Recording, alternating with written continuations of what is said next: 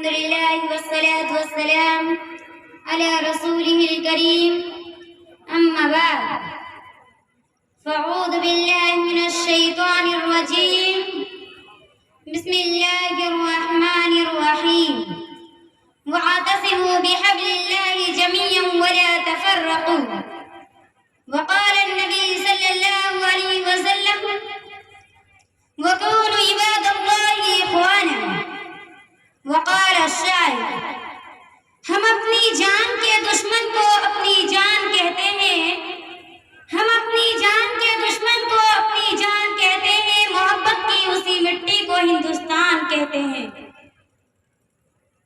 عزت امام جناب صدر محفل، معزز مہمانان گرامی، مشفق و مربی اساتذہ اکرام اور دور دراز سے تشریف فرما سامعین حضرات، آج کے اس کانفرنس میں میرا موضوع ہے کاروان اتحاد و بھائی چارہ۔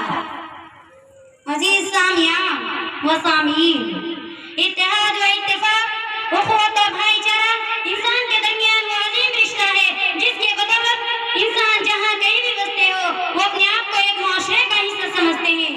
اخوت اور بھائی چارے سے باہمی اختلافات اور تنازعات کو ختم کیا جاتا ہے۔ اخوت اور بھائی چارے سے لوگوں میں مدد اور خدمت کرنے کے لیے کوشاں رہتے ہیں، جس سے معاشرتی زندگی کو استحکام ملتا ہے اور معاشرے میں ایک اچھی اور عمدہ فضا قائم ہوتی ہے، نیز نیکیوں کا ماحول پیدا کیا جاتا ہے۔ اخوت اور بھائی چارے سے اتحاد و ایک جہتی پیدا ہوتی ہے۔ ارشاد ربانی ہے وَاعْتَصِمُوا بِحَبْلِ اللَّهِ جَمِيعًا وَلَا تَفَرَّقُوا، سب مل کر اللہ کے رسی کو مضبوطی سے تھام لو اور آپس میں پھوٹ نہ ڈالو۔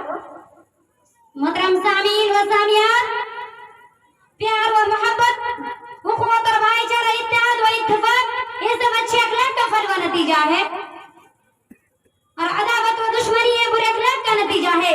اچھے اخلاق کی وجہ سے آپس میں اتحاد و اتفاق، محبت و اخوت و بھائی چارہ قائم ہوتا ہے۔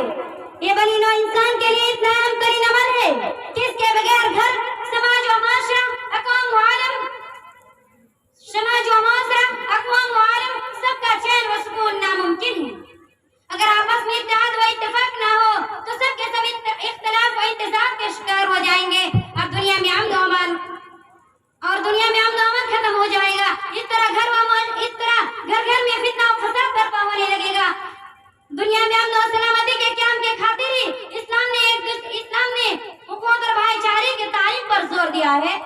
انما المؤمنون اخوہ، کہ مومن آپس میں بھائی بھائی ہے۔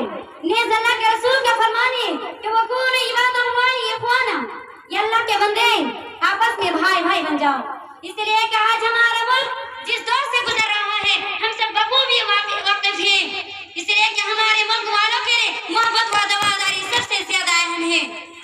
اس لیے کہ ہمارا دیش ہر دھرم، ہر نسل، اس لیے کہ ہمارے دیش میں ہر دھرم، ہر نسل، ہر تہذیب کے پھول کھلتے ہیں۔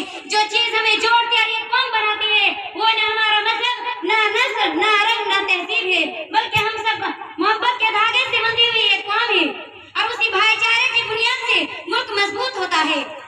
اس وقت ہمارے ملک کو اخوت اور بھائی چارے کی سب سے زیادہ ضرورت تھی۔ ملک کی گنگا جمنی کو برقرار رکھنے کے لیے ملک میں اتحاد و اتفاق، اخوت اور بھائی چارگی، لوگ ایک دوسرے میں آپس اتحاد کو قائم کرنے کی ضرورت ہے۔ اب آخر میں اللہ تعالیٰ سے دعا ہے کہ اللہ تعالیٰ تمام دیش واسیوں کو آپس میں اخوت اور بھائی چارگی کے ساتھ رہنے اور ملک و ملت میں امن و امان رکھنے کی توفیق عطا فرمائے، آمین۔